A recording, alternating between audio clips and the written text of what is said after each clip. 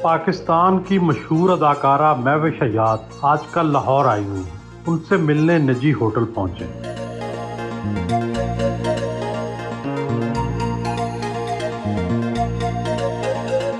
Model, अदाकारा, गुलकारा और dancer सब शोबों में बहुत नाम कमाया।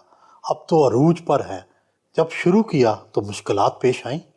बिल्कुल मुश्किलात पेश आईं और हमारा ये काम आसान तो है नहीं, लेकिन जिस वक्त मैंने शुरू किया उस वक्त सोशल मीडिया का इतना कोई दौर नहीं था, तो आपका काम ही आपका कॉलिंग कार्ड होता था। और मैंने हमेशा फोकस यही किया अपने काम को। मैंने पूरी मेहनत से, पूरे दिल के साथ अपना काम जब भी किया तो वो लोगों के दिलों को छुआ। तो मेरी नज़र में सोचा मैंने बहुत कुछ नहीं था कि आज मैं यहाँ आऊँगी।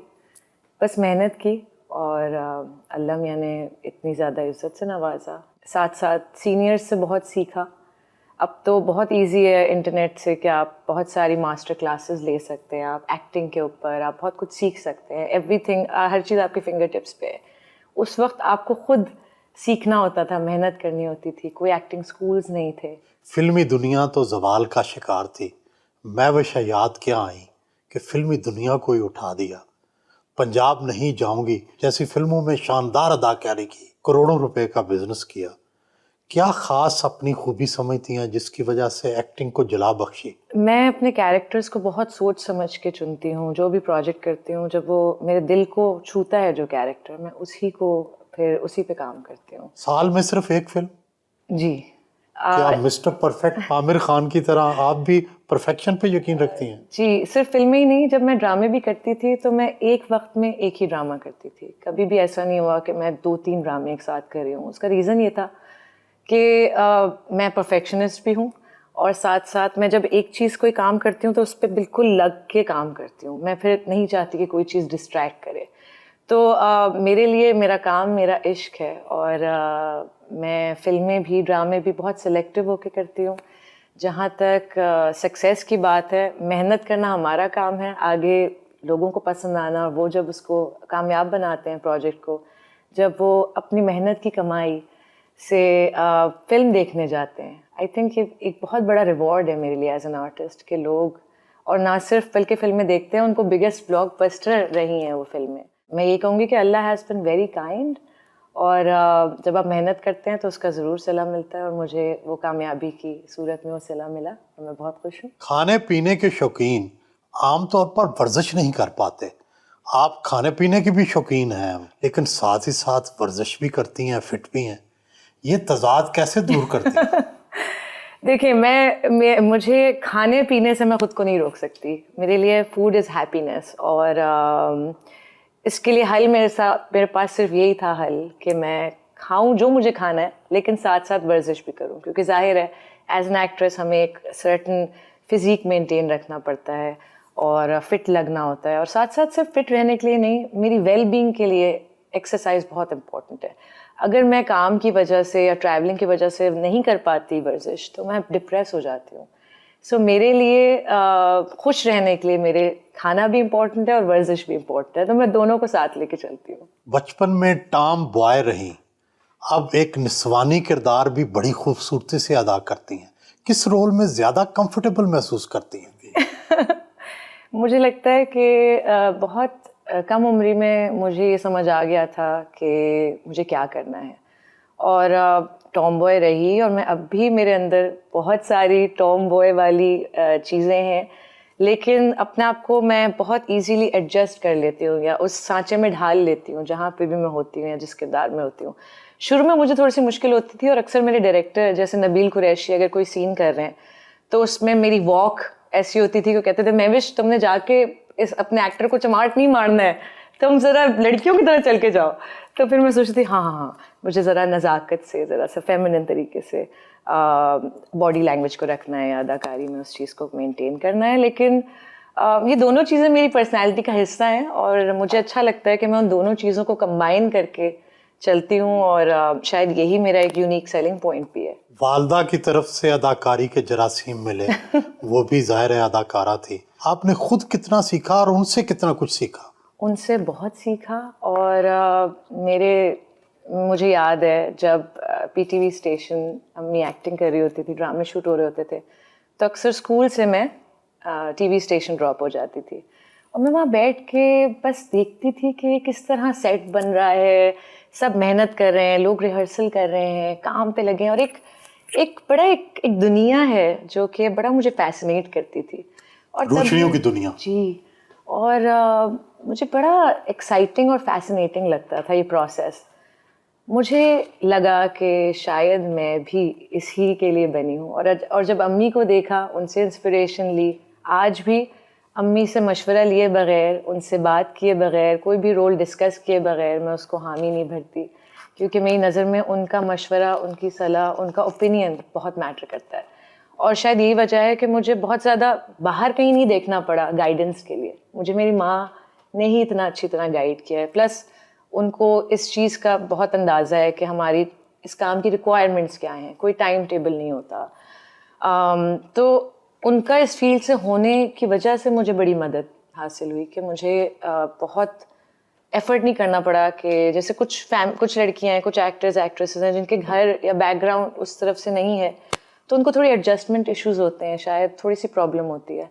मेरे केस में मेरे लिए बड़ी ब्लेसिंग थी कि मेरी अम्मी इस प्रोफेशन से मुंसलिक हैं, मेरी बहन, मेरा भाई सिंगिंग से मुंसलिक हैं, मेरा भाई दानिश जो है वो टैलेंट मैनेजमेंट भी करता है, मेरी भी मैनेजमेंट काफ़ी कामों की वही संभाल रहा होता है।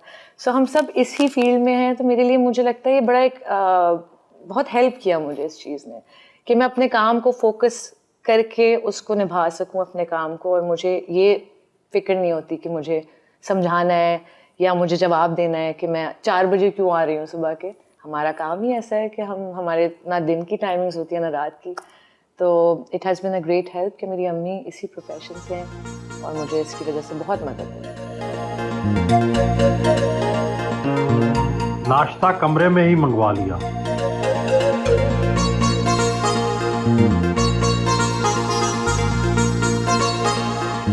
भाई दानिश याद के हमरा नाश्ता किया।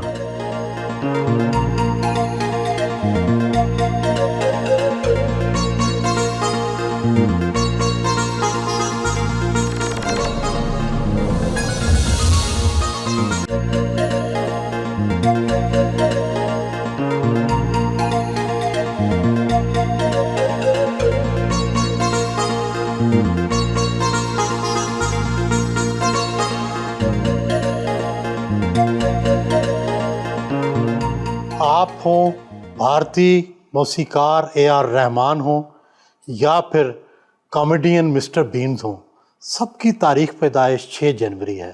क्या आप इल्मे नजूम और सितारों पर यकीन रखती हैं? मुझे जो कैरेक्टरिस्टिक्स होती हैं, जो नेचर के ट्रेट्स होते हैं, मुझे लगता है क्योंकि पूरी एक स्टडी है सैयारों की और इसको डिसरिगार्ड नहीं किया जा सकता। क्या आप सितारों की गर्दिश के बारे में जानती हैं? सितारे क्या कहते हैं? आज का दिन कैसा गुजरेगा? नहीं, मैं हफ्ता कैसा गुजरेगा, महीना कैसा गुजरेगा, उस पर बिलीव नहीं करती, क्योंकि मुझे लगता है कि जो चीज़ इंसान जिस तरह सोचता है वो चीज़ें होने लग जाती हैं। तो अगर मैंने पढ़ लिया ज़ोडिएक में कि आज के इस हफ्ते में जो है वो ऐसा कुछ हो जाएगा, तो नहीं भी होना होगा ना, तो मैं सोच के उस चीज़ को अट्रैक्ट कर लूँगी, मुझे ऐसा लगता है। तो हफ्ता कैसा रहेगा ये तो नहीं देखती, या महीना कैसा रहेगा ज़ोडिएक का, बट ये बहुत फैक्ट पे बेस्ड है, ये नॉलेज है, पूरी एक स्टडी है। और मुझे लगता है कि बहुत सारी चीज़ें, जैसे कैप्रिकॉर्न के ट्रेट्स हैं, तो मुझे लगता है कि मुझ में वो चीज़ें हैं, जैसे मूडी होते हैं, बहुत हार्ड वर्किंग होते हैं, थोड़े से मिस्टीरियस भी होते हैं। मिस्टर बीन, मैं बहुत बड़ी फ़ैन हूँ उनकी, और मुझे आपसे पता चला कि वो 6 जनवरी है, मुझे कभी रजिस्टर नहीं हुई ये बात, बट वो बहुत इंटेलिजेंट इंसान है, उनकी IQ जो है वो हायर देन एल्बर्ट आइंस्टाइन है, और उन्होंने इंजीनियरिंग पढ़ी कॉमेडियन बनने से पहले, और ख़ुद उन्होंने वो मिस्टर बीन वाला शो जो है वो प्रोड्यूस किया, लिखा, और एक ही कैरेक्टर होता है और वो ही पूरी कहानी लेके चलता है। तो मैं बड़ा एडमायर करती हूँ इस चीज़ को, और मुझे लगता है जैसे आपने मुझसे कहा कि मैं बहुत सारे रोल्स प्ले करती हूँ, सिंगिंग भी करती हूँ, एक्टिंग भी करती हूँ, डांसिंग भी करती हूँ। आई थिंक ये कैप्रिकॉर्न्स थोड़े से इस मामले में ब्लेस्ड होते हैं कि वो हर फन मौला होते हैं। क्या आप यकीन रखती हैं कि नज़र लगती है? बिल्कुल नज़र लगती है, नज़र लगती है। और मैं जब भी घर से निकलती हूँ, ये मेरा एक हमेशा से रूटीन है कि मैं आयतुल कुर्सी पढ़ के, दुरूद शरीफ पढ़ के निकलती हूँ और फूंक लेती हूँ अपने गिर्द हिसार बना के, और फिर मैं। क्या आपको भी कभी नज़रें बद लगी? नज़र लगती है, कभी अक्सर बीमार पड़ जाते हैं। मुझे चोटें बहुत लगती हैं शूटिंग के दौरान। मेरी कोई शूट मुझे नहीं याद पड़ता ऐसी हो जिसमें मेरे सर पे चोट ना लगी हो, या हाथ पे चोट ना लगी हो, या मैं ट्रिप ना की हूँ। तो उसे मैं नज़र ही समझती हूँ कि जब सब कुछ अच्छा अच्छा जा रहा होता है, कोई एक ऐसी चीज़ होती है जिसकी वजह से, लेकिन नज़र लगती भी है, लेकिन ज़िंदगी का हिस्सा है ये, आगे बढ़ते रहना चाहिए। भूत प्रेत और जिन्नात पर यकीन रखती हैं? नहीं, मुझे डर नहीं लगता भूत प्रेत से।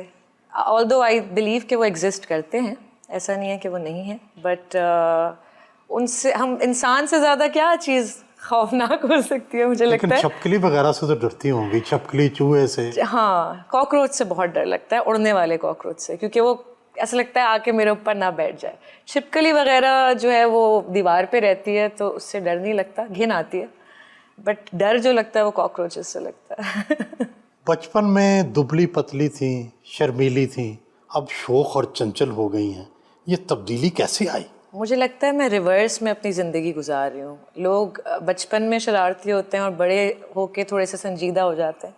मैं बचपन में बहुत संजीदा थी, और आहिस्ता आहिस्ता अपनी मैंने शाइनेस पे ओवरकम किया बहुत। मैं वो कैसे? वो ऐसे कि मैं ऑब्जर्वर हूँ। मैं कहीं भी बैठी होती हूँ, मैं बहुत बातूनी वैसे भी नहीं हूँ, मैं बहुत ज़्यादा ऑब्ज़र्व करती हूँ लोगों को, काम को। मैं सेट पे भी जब होती हूँ, शूटिंग कर रही होती हूँ, तो मैं, ऐसा नहीं कि मैं सीन करके कमरे में बैठ गई जाके, ऐसा नहीं है। मैं डायरेक्टर की चेयर के बराबर में बैठती हूँ, मैं देखती हूँ कि लाइट वाला लाइट कैसे कर रहा है, फ्रेमिंग कैसे बन रही है, डायरेक्टर जो है वो इंस्ट्रक्शंस कैसे दे रहा है। मुझे ये पूरा प्रोसेस बड़ा पसंद है, और आगे जाके मैंने डायरेक्शन भी करनी है, तो मुझे लगता है कि मैं ऑन सेट जितना सीख सकती हूँ, शायद मैं थ्योरी से इतना नहीं सीख सकती। जैसे जैसे मैं कंफर्टेबल हुई काम के साथ, कैमरे के साथ, तो फिर मैंने जो है वो अभी भी, लेकिन मुझे लगता है मैं शरारती नहीं हूँ। 80 की दहाई तक फिल्मी दुनिया में दौड़ रहती थी, नंबर 1 कौन? रीमा, मीरा या कोई और? क्या टीवी की दुनिया में भी और आज की दुनिया में भी ये दौड़ है?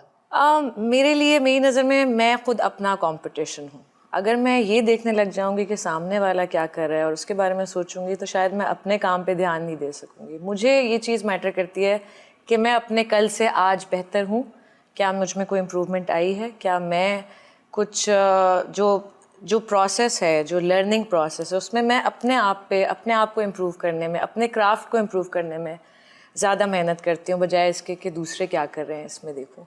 हाँ, सब अपनी जगह बहुत अच्छे हैं, मेहनत करते हैं। वो दौर थोड़ा सा मुझे लगता है ऐसा था जहाँ पे इस तरह की कंपटीशन रहा। अब बहुत हेल्दी कंपटीशन है आई थिंक, और सबसे ज़्यादा अगर आप बेहतरीन जवाब दे सकते हैं, वो अपने काम के ज़रिए दे सकते हैं।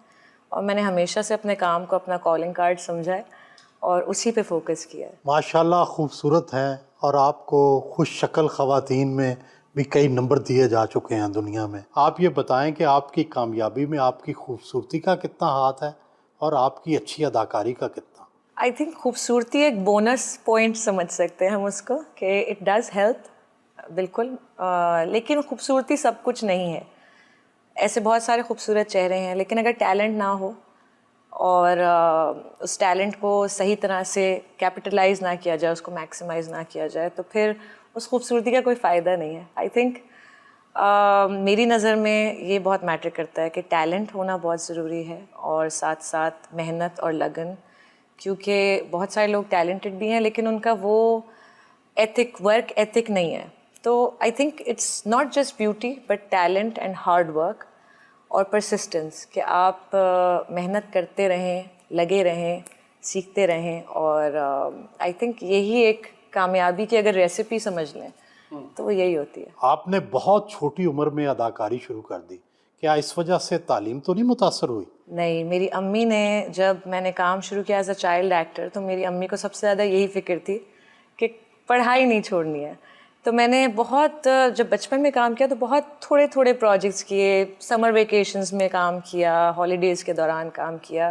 तो मैंने अपनी आर्ट्स में बैचलर्स डिग्री लेके फिर मैंने फुल टाइम काम शुरू किया। एंड अब रिसेंटली कुछ साल से मुझे पॉलिटिक्स में बहुत इंटरेस्ट हो गया है, तो मैं उसे भी as a subject I want to take. क्या आप सियासत में आएंगी? इंशाल्लाह। क्या आप पार्लिमानी सियासत करेंगी या पार्टी सियासत? इरादा मुल्क में बेहतरी लाने का है। अब वो पार्लिमानी तरीके से आती है या अपनी पार्टी बना के आती है, वो फिर वक्त बताएगा। क्या आप इमरान खान की सियासत से मुतासर हैं या अपोजिशन की सियासत से? मैं पीटीआई की सियासत से इसलिए इंस्पायर्ड हूँ क्योंकि उन्होंने काफ़ी तब्दीली भी लाए हैं, साथ साथ एक नई सोच के साथ आए हैं। इमरान खान एक क्रिकेटर थे पहले, तो एक जब क्रिकेटर प्राइम मिनिस्टर बन सकता है तो एक एक्ट्रेस प्राइम मिनिस्टर क्यों नहीं बन सकती? अच्छा, तो आप इमरान खान को चैलेंज करने का इरादा रखती हैं? चैलेंज नहीं, उनकी जगह किसी ने तो लेनी है आगे जाके, तो मैं भी एक उम्मीदवार बन सकती हूँ। वज़ीर आज़म की? बिल्कुल। आपकी फिल्म पंजाब नहीं जाऊंगी को काफ़ी पजीराई मिली। ये बताएं कि कराची की एक लड़की को पंजाब के कल्चर से जब वास्ता पड़ा तो उसको कैसा लगा? मेरे लिए हर रोल जो है, मैं उसके लिए बड़ा होमवर्क करती हूँ, मैं उसके लिए प्रेपरेशन करती हूँ, मैं अपने डायरेक्टर से डिस्कस करती हूँ। मैं चाहती हूँ, कोशिश मेरी ये होती है, चाहे पंजाब नहीं जाऊँगी हो या लॉर्ड वेडिंग हो या एक्टर इन लॉ हो, जिसमें मैंने एक पारसी जर्नलिस्ट का रोल प्ले किया था, उसमें मैंने अपने लहजे पे काम किया, उस पर मैंने उसकी लुक पे काम किया। लॉर्ड वेडिंग के लिए मैंने अपनी नोज़ पियर्स कराई क्योंकि वो पंजाब की लड़की का एक रोल था, उसमें मुझे पंजाबी एक्सेंट भी रखना था, डायलेक्ट। वो मुझे टाइम चाहिए होता है, अराउंड 1 महीना प्री प्रोडक्शन के टाइम, ताकि मैं अपने कैरेक्टर को अच्छी तरह से उसमें रच बस जाऊँ। एंड इट रियली हेल्प्स, क्योंकि फिर वो जब कैरेक्टर बन के सामने आता है तो लोग बड़ा उसको, वो बिलीवेबल बन जाता है। कहते हैं कैरेक्टर एक लिबास की तरह होता है। क्या आप लिबास की तरह कैरेक्टर को ओढ़ती हैं या वो आपके अंदर भी रच बस जाता है और फिर उसको निकालना मुश्किल हो जाता है? सच बताऊं तो लिबास की तरह पहनती हूँ, लेकिन वो कहीं ना कहीं उस हर कैरेक्टर के जो जो किरदार मैंने प्ले किया, उसके कहीं ना कोई एलिमेंट मेरी पर्सनैलिटी का हिस्सा बन जाते हैं। और क्योंकि एक आर्टिस्ट बहुत इमोशनल बीइंग है, तो वो चीज़ें अफेक्ट भी बहुत करती हैं, काफ़ी अरसे तक वो चीज़ रहती है साथ। लेकिन फिर जाहिर है एज एन एक्टर मैंने ये भी अपने आप में, मैं अपने आप को कमेलियन कहती हूँ, मैं हर रूप में ख़ुद को ढाल लेती हूँ और अपने आप को एडजस्ट कर लेती हूँ। तो कुछ एलिमेंट्स रह जाते हैं, लेकिन पूरी तरह से मेरी अपनी पर्सनालिटी बहुत स्ट्रॉन्ग है, तो वो ज़्यादा इन्फ्लुएंस नहीं होती। मैं कोशिश करती हूँ कि मैं जो अच्छी चीज़ें, अच्छे एलिमेंट्स हैं अपने कैरेक्टर्स में से, वो अपना लूँ, और जो ऐसी चीज़ें हैं जो कि इमोशनली, बाज़ औक़ात तो छाप भी लग जाती है किसी ख़ास किरदार की, और वो अफराद जो हैं या वो कैरेक्टर जो है या वो जो एक्टर है, वो उस कैरेक्टर से कभी ज़िंदगी भर निकल नहीं पाता। आपके साथ तो नहीं कभी ऐसा हो? नहीं, मैंने कॉन्शियस एफर्ट किया कि मैं जब कोई किरदार करूं, क्योंकि यही होता है, चाहे आप किसी ड्रामे में या फिल्म में कोई एक कैरेक्टर करते हैं, उसी के जैसे बहुत सारे आपको रोल्स ऑफर होने लग जाते हैं। तो मैंने मेक श्योर किया कि मैं फिर एक अगर कोई कैरेक्टर कर लिया है तो उस जैसा कैरेक्टर अगला ना हो, क्योंकि मोनोटनी मुझे बिल्कुल नहीं पसंद, मैं खुद बहुत जल्दी बोर हो जाती हूँ। और अगर मुझे कैरेक्टर्स करनी है तो इतने सारे कैरेक्टर्स में से मैं रिपीट करने का कोई सेंस नहीं बनता। मुझे भी एज एन एक्टर जो चीज़ चैलेंज करती है, जो कैरेक्टर मुझे चैलेंज करता है, मैं वो करती हूँ। उसके लिए ज़रूरी है कि मैं हर दफ़ा कुछ नया करूँ, और ऑडियंसेस भी इसीलिए मेरे काम को पसंद करते हैं या मेरे प्रोजेक्ट्स का इंतज़ार करते हैं कि उन्हें पता है कि कुछ नया होगा, पिछले से जो अगला प्रोजेक्ट होगा वो कुछ डिफरेंट होगा। And I think that is very important, एक आर्टिस्ट की ग्रोथ के लिए बहुत इंपॉर्टेंट है, वरना आप एक जगह फंस के रह जाते हैं और टाइप कास्ट हो जाते हैं। इस चीज़ से मैंने हमेशा खुद को दूर रखा।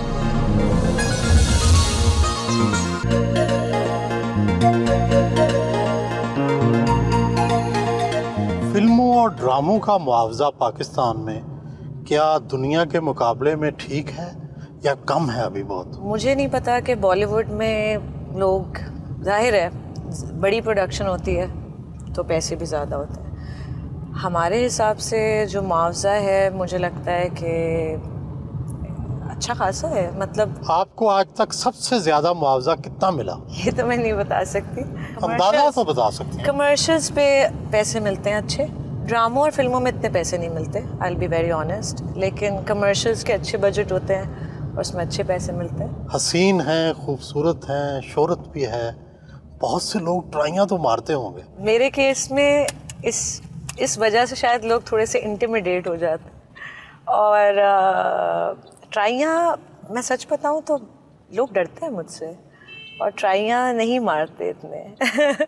आई will be very honest, as such किसी ने कोई ट्राई नहीं मारी। शायद मेरी पर्सनैलिटी ऐसी है कि लोग थोड़े से इंटिमिडेट हो जाते हैं, इनसिक्योर हो जाते हैं, घबराते हैं। तो क्या आप लोगों को डरा देती हैं? मैं तो कुछ भी नहीं करती, शायद मेरी पर्सनैलिटी ऐसी है कि लोग रोब में आते हैं और बात करने से घबराते हैं और कुछ बोलते हैं तो बहुत सोच के बोलते हैं, जो कि अच्छी बात है। ख़वातीन की खूबसूरती में तो आप बहुत आगे हैं, मर्दों में कैसी खूबसूरती आपको अच्छी लगती है? मुझे लगता है मर्द का खूबसूरती से इतना कोई ताल्लुक़ नहीं है, अपीयरेंस वाइज गुड लुक्स इतना मैटर नहीं करते मेरे ख्याल में। मेरी नज़र में पर्सनैलिटी बहुत मैटर करती है। नाइस पर्सनैलिटी से क्या मुराद है? मेरी नज़र में बहुत कम चीज़ें हैं जो बहुत वैल्यू रखती हैं, जैसे कि पर्सनैलिटी में ये है कि काइंड हो, कल्चर्ड हो, सेंस ऑफ ह्यूमर अच्छा होना बहुत ज़रूरी है, क्योंकि मेरी अपनी पर्सनैलिटी थोड़ी सी संजीदा किस्म की हूँ मैं, तो मुझे लगता है to balance that I need somebody जो मुझे हंसाता रहे हर वक्त, और काइंड होना बहुत ज़रूरी है। तो क्या आपको दराज कद, गोरा रंग या ख़ास तरह का कोई टाइप पसंद नहीं है?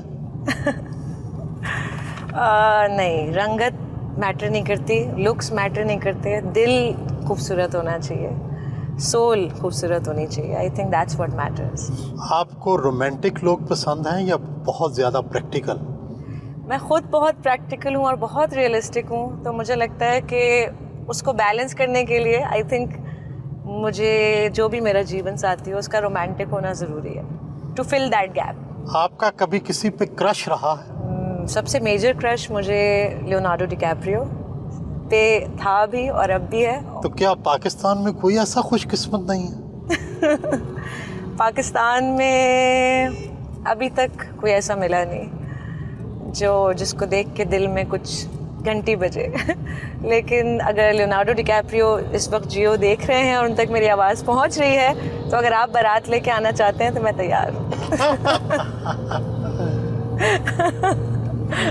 शादी की ऑफरें तो आई होंगी? जी, शादी की ऑफरें आई और आती हैं, बट क्योंकि मेरे लिए शादी, मुझे लगता है, और ये लगने की बात नहीं है, ये एक फैक्ट है कि शादी एक बहुत बड़ी जिम्मेदारी है और शादी सिर्फ दो लोगों का नहीं, दो ख़ानदानों का मिलन होता है। तो उसमें मैं, अगर मेरे कुछ गोल्स हैं, कुछ एम्बिशंस हैं, कुछ मैंने सोचा हुआ है अपने करियर के लिए, मैं दोनों को साथ लेके, मुझे लगता है मेरे लिए मुश्किल होगी।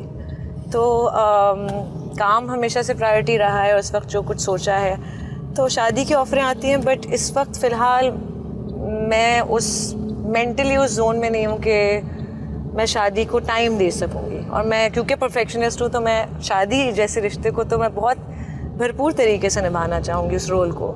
शायद मैं थोड़े टाइम के लिए ब्रेक भी लूँ अपने करियर से, लेकिन इस वक्त वो ब्रेक मैं ले नहीं सकती क्योंकि मैंने बहुत कुछ सोचा हुआ है, बहुत सारी चीज़ें जिसमें मैं काम कर रही हूँ। लेकिन इस दौरान अगर कोई ऐसा कोई इंसान मुझे मिलता है जो मुझे लगे कि जो मेरी ज़िंदगी में वैल्यू ऐड करे, जो मुझे सपोर्ट करे मेरे काम में, मेरे ख्वाबों को पूरा करने में, जो कहे कि हाँ जाओ, जो करना है करो, अपने गोल्स को अचीव करो, कोई ऐसा हो जो कंपैटिबल हो, जो मेरे काम की नौयत को समझ सके, जो कि थोड़ा मुश्किल है पाकिस्तान में। तो मुझे लगता है कि अगर ऐसा कोई इंसान है जो मुझे मिलेगा और मैं काम भी कर रही होंगी, तो शायद मैं शादी का डिसीजन ले लूँ। लेकिन फ़िलहाल मेरे ख्याल से शादी एक बहुत बड़ी जिम्मेदारी है और मैं जिस ट्रैक पे इस वक्त चल रही हूँ, उस काम में शादी, या तो मैं कोई एक चीज़ सफ़र करेगी, या तो काम या शादी। किसी ना किसी को तो उम्मीद दिलाएं, आपका मिस्टर राइट मैन जो है वो कैसा होगा, कुछ खाका तो बयान करें ना। मेरे ख्याल से कोई ऐसा ही इंसान हो जो फाइनेंशियली स्टेबल हो। कितना स्टेबल हो? मुझसे तो ज़्यादा ही कमाता हो। क्योंकि मैं खुद बहुत इंडिपेंडेंट हूँ और मुझे आदत है मैं अपना काम हर चीज़ खुद करती हूँ। अपनी जो मुझे चाहिए होता है अपने लिए वो मैं खुद माशाल्लाह अल्हम्दुलिल्लाह आई एम केपेबल इनफ। तो मुझे लगता है कि फाइनेंशियली तो नहीं, लेकिन अगर इमोशनल और मेंटल मुझे कोई ऐसी खाका जो आप कह रहे हैं तो जो उन गैप्स को फिल कर सके, आई थिंक वो चीज़ मेरे लिए मैटर करती है।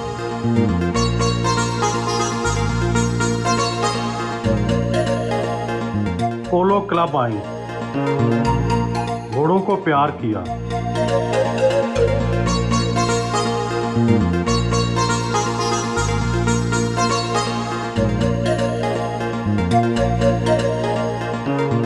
नंगे पांव पार्क में वॉक की। आपको नेचर से कितना लगाव है? सब्जे से, जानवरों से?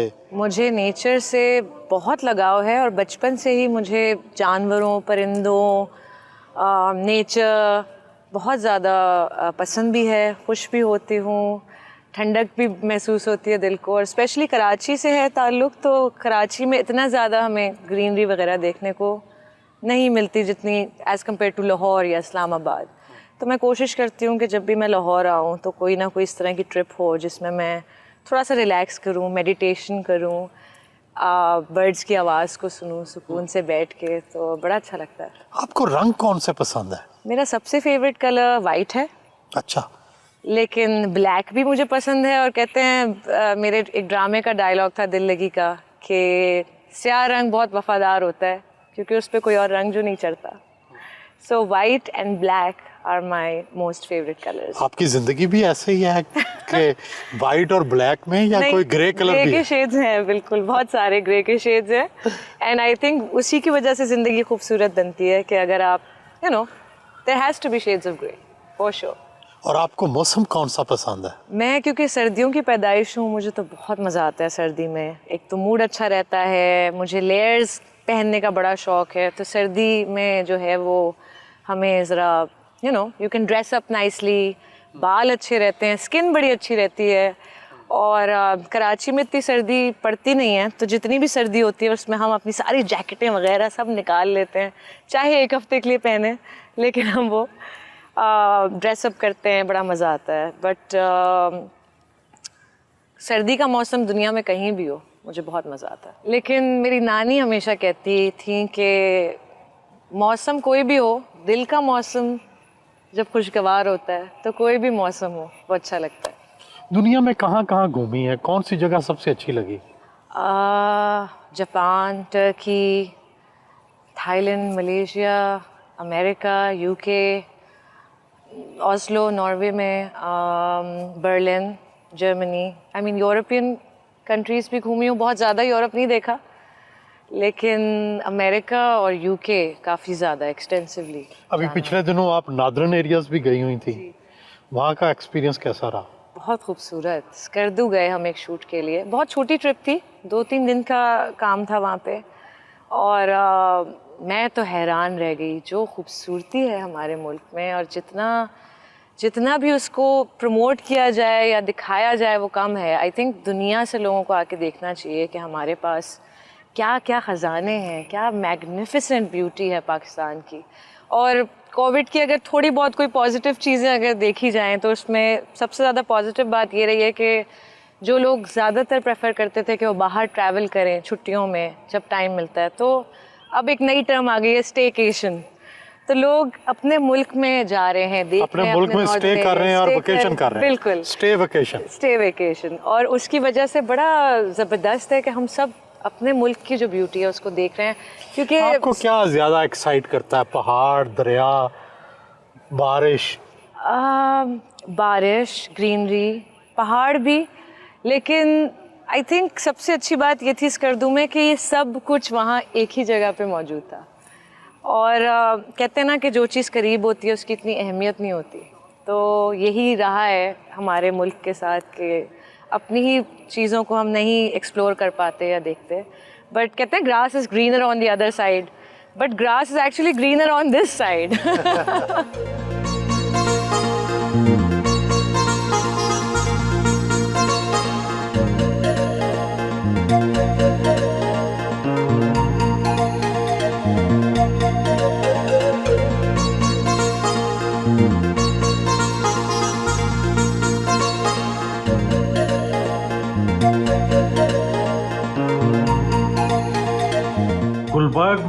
अपनी ड्रेस डिज़ाइनर फायजा सकलैन के आउटलेट पहुंची।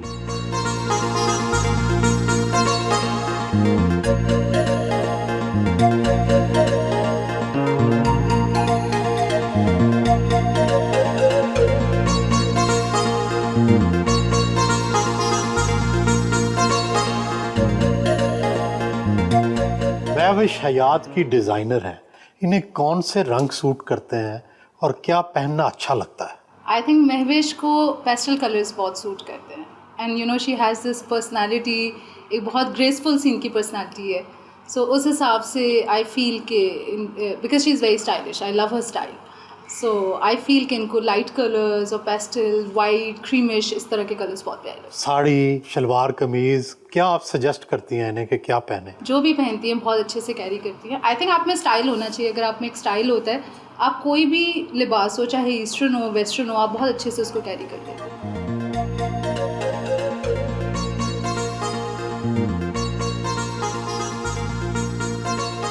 फायजा सकलैन ने अपनी नई कलेक्शन दिखाई।